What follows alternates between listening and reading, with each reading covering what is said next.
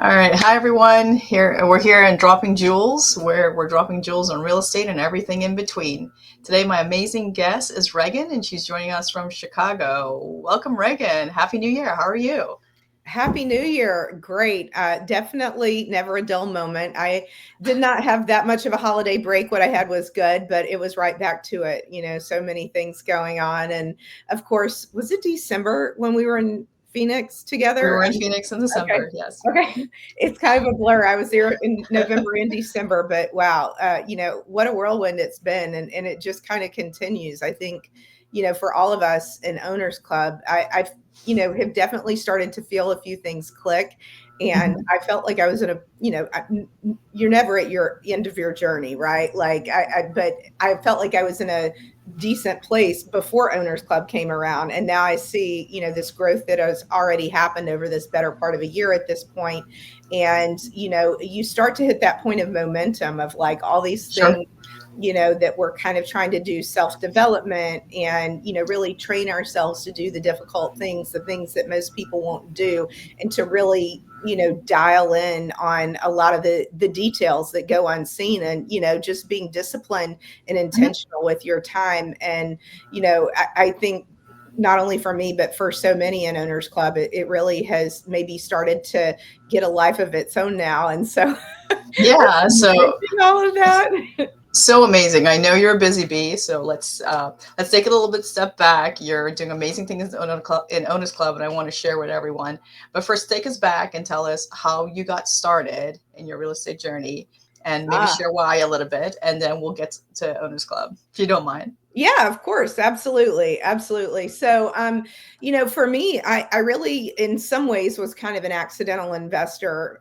My journey started off when I was in healthcare IT at the time on the vendor side, not as a clinician or anything like that, but I had a really good year. And I'm like, what do I want to do with my big bonus this year? And so we decided to build a lake house for my family. And we Hmm. did that. And at the time, we were really just trying to have the property pay for itself. So we were working with a property manager. I didn't have time to be, dealing with that or anything. And then there were different times during that journey that we thought, maybe we should attempt self managing, maybe Hmm. not.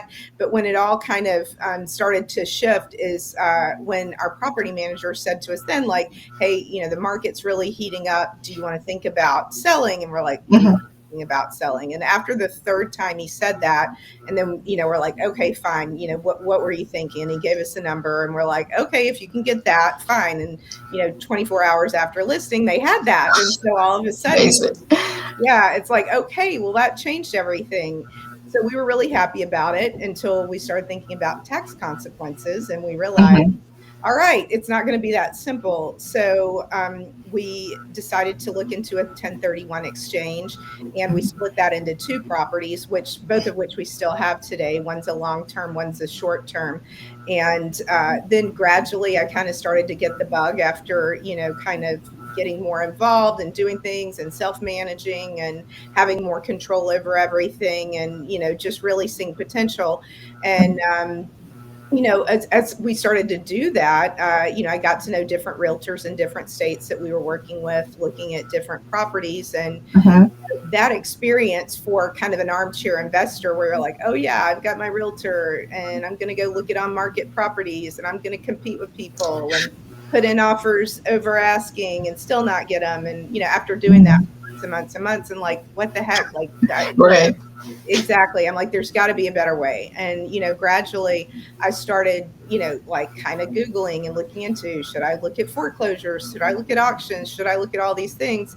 And, I just over time started being exposed to different things and, eventually came to the conclusion on my own that I really need to find a way to not be competing for on market properties. And Hmm. through I don't know how many steps in between became a part of the community. But for me, and when I say the community, I mean the creative finance, the sub-2 community, of which there's several different parts.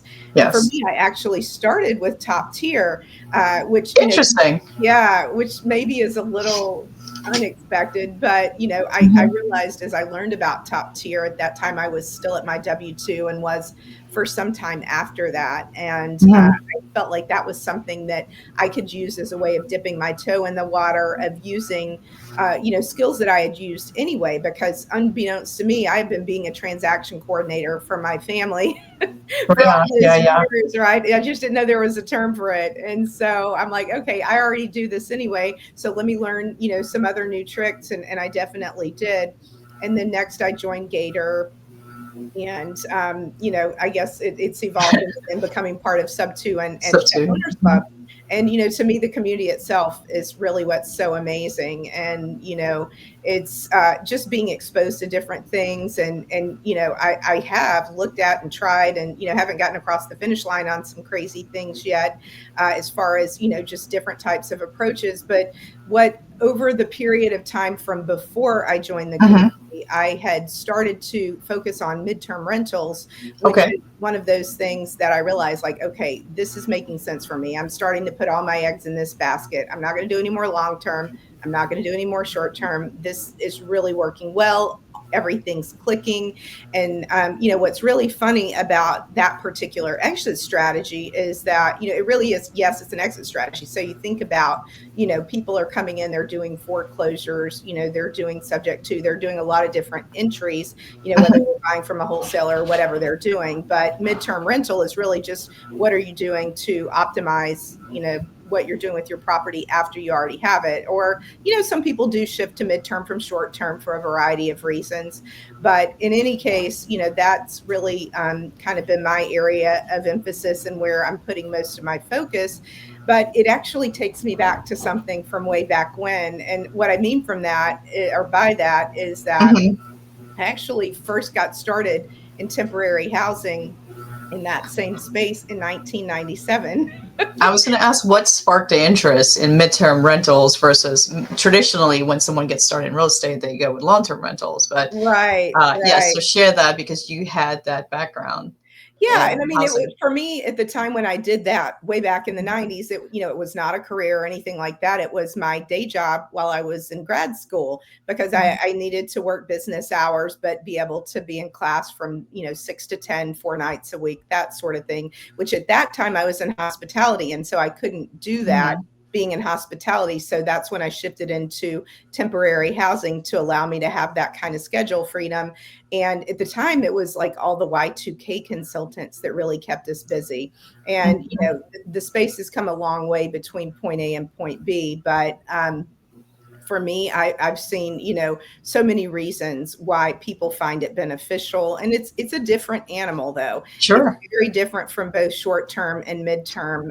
But as you were alluding to, what I'm doing now is exploring different things that we can all do and collaborate and work together within the community. So I've got a couple of initiatives that I've been working on with different members of, different teams, looking Sure. at small town revitalization, or really transforming communities. That's really the idea. That's amazing. Communities that have been blighted, and find ways to work together with local administration to put very intentional steps and measures in place to redevelop areas and to do things like that. And there's a lot of components to that. There's working with mixed use spaces, and kind of really Mhm. thinking about what are the building blocks that attracts activity and livelihood back to Main Street, in areas that maybe have been deserted because just sprawl that has happened, or in some cases because of factories that have closed or things that have changed in the local economy. And so there are so many opportunities to do that. And I did have the Sure. opportunity to attend Anne's workshop, which was utterly amazing, because I had all my own thoughts coming into it of what I've been Mhm. exposed to and what I've done in that area in the past. But I learned so much, and can plan to continue to do that. So So, how before you got started in small town revitalization, what sparked that interest, though? from Well, midterm rentals to revitalization. yeah, it's interesting because there's a lot of things that actually technically make up midterm rentals. So Okay, you've got, true corporate rentals, which might be things like corporate relocation, sure. consultants, but then there's also insurance, housing. But co-living really is actually a method of midterm rental.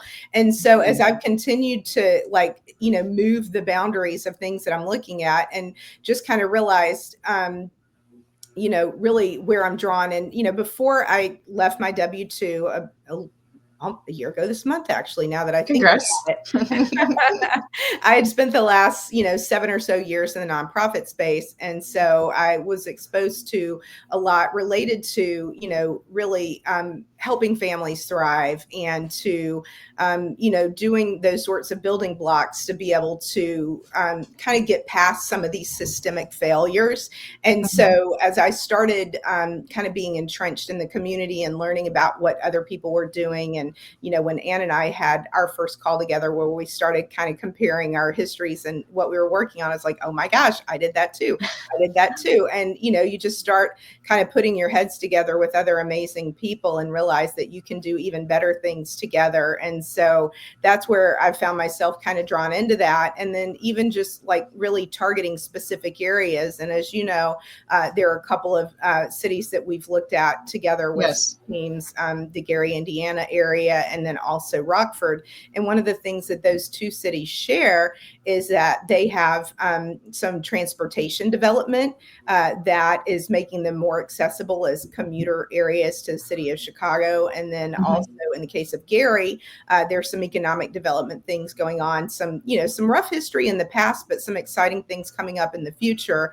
Mhm. But just using the example of Gary, I mean, you certainly have some things that are underway with a steel deal going on there that will bring a lot of jobs back to the city. Back to the community. Mhm. Also, there's the second track of the South Shore line, which it makes it much more approachable to really commute from there to the city. And so it's gradually making it kind of more of an extended suburb of Chicago. And the same thing is taking place in Rockford. And so, the economic development factors that come into play there, and you see, and, I've seen both of those cities, when they were not where they are right now. And as you see it starting to come back to life, and you start to Mhm. see all these little markers of, development of murals and public art and festivals and things like that, it just breathes life into an area. And so as an investor, to be able to be a part of something like that, and Yes. to really kind of have the right measured guardrails in place to make sure that that type of development takes place, and yet trying to avoid gentrification, it's like, how do you Sure. do this without that? And so, Mhm. it really does take a lot of intentionality to do that. So while So, that's question for you: Mhm. how did you choose Gary or Rockford? Like, what made you decide to choose those cities? Yeah, it really was not entirely my decision. I guess they kind of found me. I mean, Rockford definitely was from Luz when she brought that one up after we had already started talking about Gary. And Mhm. then, when she made some introductions through her existing network, it was a bit of a shortcut. And when we started meeting with the city administration, we're like, wow, these guys have their act together and they're really doing a lot to be very welcoming and to invite investors to try to help better the community. And so, we just felt immediately welcomed and trying to figure out, like, okay, how can we work together hand in hand? And, maybe the properties that we've looked at so far for various reasons are not the right fit, but we Mhm. have that open door with them to be introduced to other additional opportunities going forward. And we have our eyes on a couple of things. And then, just different members of the group can also do ad hoc things on their own as well. But kind of going back to your question, I mean, I think it's really, really funny that Gary, I had exposure to previously, like way Mhm. back when we were all getting our first COVID vaccine. That was at different times. I had kind of been through Gary and got that like shudder of a feeling of like, I don't know what's going on there, but it's not good. Mhm. But when I was there for my COVID vaccine, it took place at this abandoned high school. And Mhm. I kind of like drove through the surrounding area for a variety of reasons. And we had looked at some, not lakefront, but properties not too far from Lake Michigan, kind of in the extended part of Gary, sometime prior to that. And at that point, I just couldn't really figure out exactly what was going on. But I observed, just kind of seeing what was going on there, and this kind of secluded sort of feeling that, just Mhm. things that I had not experienced anywhere else. And so just on a Zoom one day, somebody mentioned, trying to do some things in Gary. And it was something that I had thought about, knowing what I had seen there in the past, and also knowing Mhm. that the second track of the South Shore line was coming in, that was really setting up a lot of things. But it's like, okay, how do we put these two things together? It Sure. should work. This should, be something Right. doable. And so we definitely have not come anywhere close to getting what the future will look like, but we're starting to look at some things that are taking place there that are signs of life, aside from what's potentially going on with the steel deal there, which at this point is on hold. But as change occurs, with the inauguration coming up, I think we may see some change in what's happening with that. For sure. But if that goes through, when that goes through, that's going to be a total game changer, because you're talking about a $1 billion development or investment in that community that'll be taking place over a period of time, and that's a game changer no matter what. In itself, Yeah. absolutely. So if someone wants to get started in hometown revitalization, how do they get started? Like, is there like a checklist? Is there a point?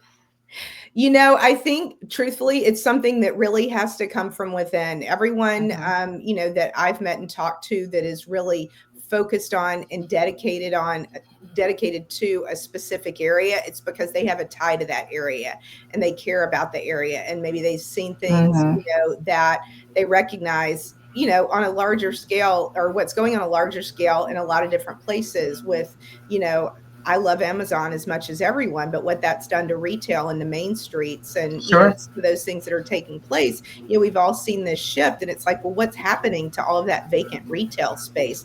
What are the things that are happening that's making more foot traffic?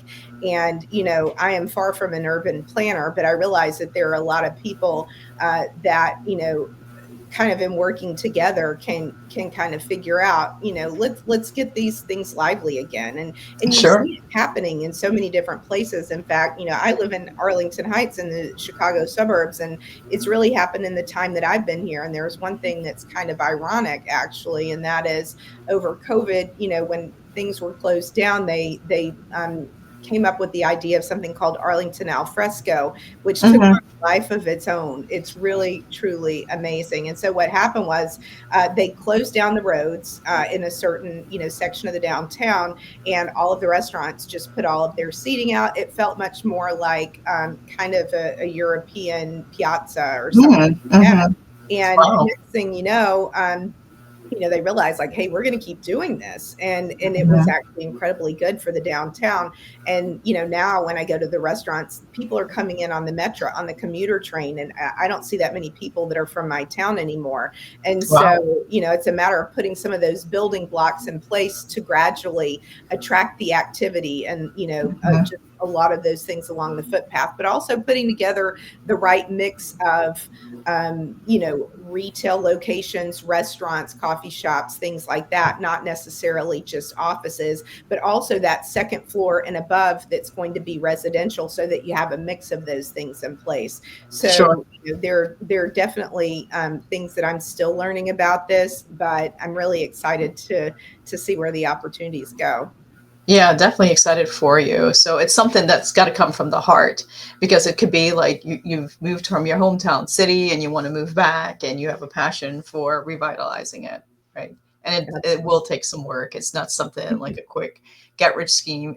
You have to have Oh the no. passion, working with the city, working with the community, and seeing what their ideas are. Yeah. How would you know that that city has growth? Like, for example, the one in Gary, you said the steel industry's coming in, and then with Rockford, what Mhm. the transportation, was that what gave you Well, the some? transportation was definitely part of it, but the city administration has put a lot of very welcoming measures in place as far as various types of incentives to, I think in recognition of the fact that for an investor to come in and to purchase property, to put a lot into it, to really renovate a property, they've got to be it's got to be a good business decision. And so by using some of the incentives that they can utilize, they really are making themselves more welcoming and inviting to investors because it has to be a good business decision. And so it starts to gain momentum after that's the case. And in the case with Gary, we've not yet met directly with the city administration, but just kind of collectively as a group, taking a look at what we're seeing, walking neighborhoods, seeing, aside from the main street, which ones of the neighborhoods would be viable that, have potential for kind of a retail corridor that would support the type of revitalization that we're looking for under other things that are Mhm. already underway, developments that are being planned, whether it's in this case, there's a YMCA that's under construction, a $30 million project that will also Oh, wow. have healthcare component right next door to a Boys and Girls Club that's already there. And, so there are those things. There's a convention center. There's an old convention center that's no longer being used. Another one that is in development. And so you see those building blocks being put in place and just kind of have to try to figure out how you can fit in Figure with out. those Sure. various incentives and, just try to make it all work. Yeah. Oh, that's amazing. It's fantastic what you and the community are doing, and everything that's within Owners Club that's empowered you to do this, right? Take me back a little bit. What made you join Pace Morby's community? Yeah, I mean, well, as I said, where I started was top tier TC, and at the time when I was kind of learning what that was all about, I just identified with it, and I also liked kind of the way that it was laid out. That as a TC, yes, you're doing kind of the administrative type stuff, but also it's getting you exposed to and meeting a lot of Mhm. other investors, and so you can begin to build that network and figure out how you can fit into that. And that's exactly what happened. Honestly, I felt like as soon as I, joined Mhm. the community, really got involved, showed up, came to meetups, got to meet people, see what was going on. Yes, there's the training and the mentorship and all of that, but the community itself, and I mean, I think you can attest to this as well, Yes. is just absolutely the most utterly amazing group. I mean, just bar none. And I think about, even this week alone. I mean, I was actually thinking about this earlier because Yeah. Nita Patel and I were going to do some filming Monday. It ended up like didn't quite come together, but then she texted and said, "Well, actually, Sheeny's here from Owners Club as well," and she and I had never really gotten to know each other prior to that, so we Mhm. all ended up meeting for breakfast/brunch. And Nita had some other things going on in the afternoon. I'm like, well, I'll take Sheeny back to the airport. And so she joined me for a couple of meetings, made some really great contributions, and I think will end up, working with us potentially in some way on some of the things Mhm. that are underway.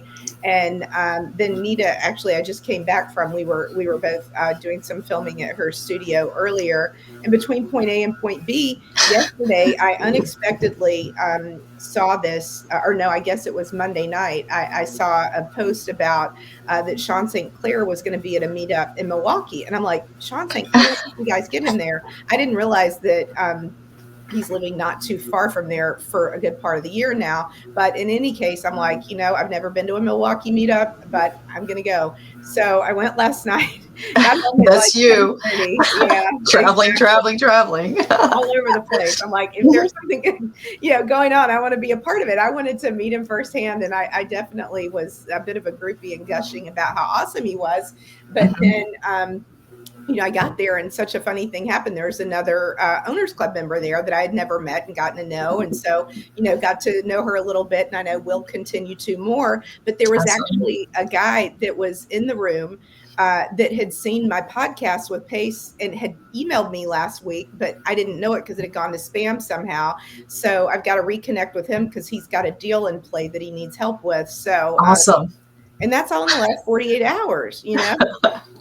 That's what happens when you join Pace's community, especially in Yeah. Owners Club, right? So Action takers and go givers. I mean, to me, go that's what I givers. love so much, is just seeing Yes. how everybody shows up for each other, and helping figure out whatever problems are going on, whatever it needs, whatever someone needs, it just shows up. And I think that was kind of the point that Sheenie had when she got stuck in Chicago unexpectedly because her flight was canceled due to weather. It's like, oh, Nita comes and picks her up, and then she's there, and it's like you just kind of figure it out. But whatever it is, we're here with you. That's right. We're family. We're family. That's super, super awesome. Super, dedicated to the community.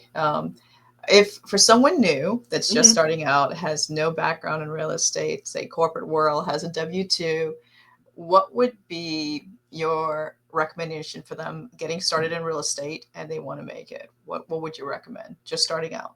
Oh wow, that's a tricky one. And it's actually something I was saying to this gentleman last night at the Mhm. meetup, and he was asking a couple of questions, as you would, and I said, part of the beauty of the way that this whole community is set up and just the ecosystem that's there is it's really designed because I think Pace New, not everyone's an action taker. They're not going to be ready to join Sub Two just yet, but Mhm. we have that larger public community that's there where people can ask questions, and people who are part of the paid community, who are a part of Sub 2, Gator, Top Tier Owners Club, show up, answers questions, and say, let's JV, let's work on this together. And that's Perfect. where, those challenges like no one left behind, that it gives people that opportunity without a big commitment. Hey, take part in this thing that takes a couple days. We're going to partner you with people that have been there, done that, know what they're doing, take your hand, pull you along, and show you the way. And then through doing those sorts of things, by JVing on things, even if that Yes. means lending to something, then you can observe and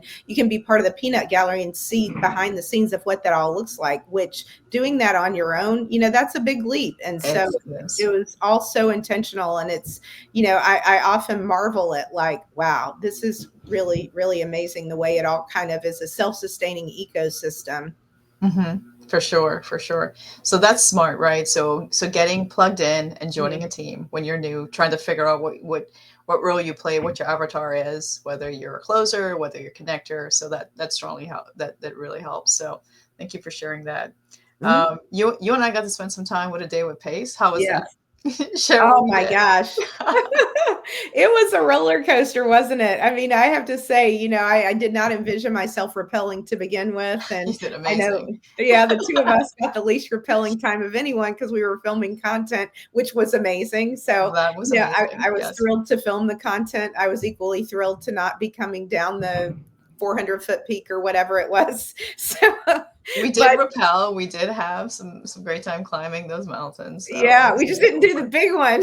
Yes, yes. But the people that did, though, I thought also was really amazing because there were definitely several people in the group that didn't think they were going to make it past that first one, and then next thing you know, they dominated it, and it's so empowering. And so I think it was exactly what everyone needed, and We people need it. experienced it the way they needed to. Yeah, to get over your fear and to take that first step. It all starts with that first step, right? So, So and true. you've had an amazing journey starting from corporate, housing, MTR, midterm rentals, and now you're taking on bigger projects. I'm so proud of you working on revitalizing homes. And this is just amazing. I can't wait to see what's next. I mean, the sky's the limit, basically, right? So that leads us into the next, like, what's next for Reagan? Yeah, I mean, definitely my Mount Everest does focus around, transforming communities. Really, I think affordable housing in different ways is a big part Hmm. of a lot of our Mount Everest. And so, I think sometimes it hasn't all been revealed yet, right? Like, Right. I have my eye on the ball with that, but what the details are going to look like, I don't know, because there's so many different ways to do that and to tackle that.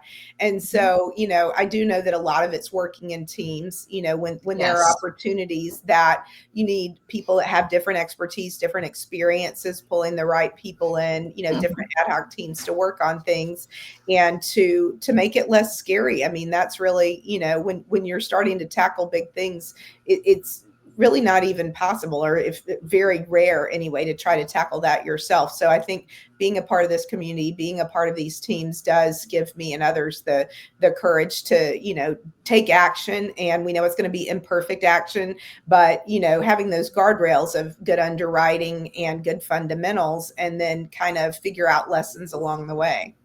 Absolutely, absolutely. So if anybody wants to get a hold of you or help out and aligned in what you're doing, how can they reach you?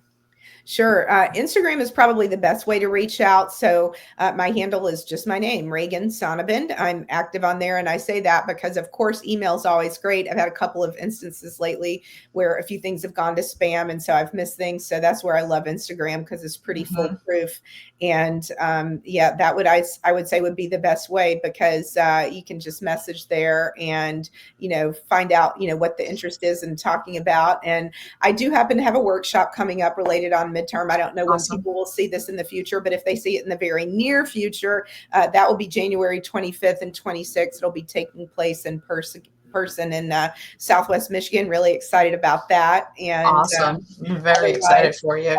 thank you. I'm Yes, excited yes. too. So You good put a lot stuff. of work into it and very excited. I'm sure it's going to be a success. And let's focus on midterm rentals. Yes, it does focus on Awesome. midterm rentals. And then after that, I've got one conference in between, and so excited about, Squat Up Summit Squad coming Up up Summit. after that. Yes. I would Yeah. invite people to join us there. Some people I met at the meetup last night will be there. There's going to Hmm. be amazing things taking place, and there's no better way to get immersed in what makes up this community and makes it so awesome. And I can think of people that said, they came to Squat Up last year not sure about things, and they're an owners club and their life has changed. So Yeah. I I can. really invite others. Don't be afraid to take action. If you don't take action, nothing's ever going to happen. And, we're here to help you along the way. Yes, most definitely. This is the community to be in. If you're unsure, please reach out to anybody. We will be happy to tell you our story. And please support Regan. Give her some love. Join her workshop. Reach out to her on her IG channel at Regan Sonnabend, and please pour your love to her. She's doing amazing things in our community. And if you have questions about our community, there'll be a link in the description below. So we just want to thank Regan so much for your time here. We had an amazing session on dropping jewels, and I appreciate you dropping all these jewels for us and letting us know how you got started in real estate and the amazing things you're doing in revitalizing Gary and Rockford, Illinois. We really, really appreciate you.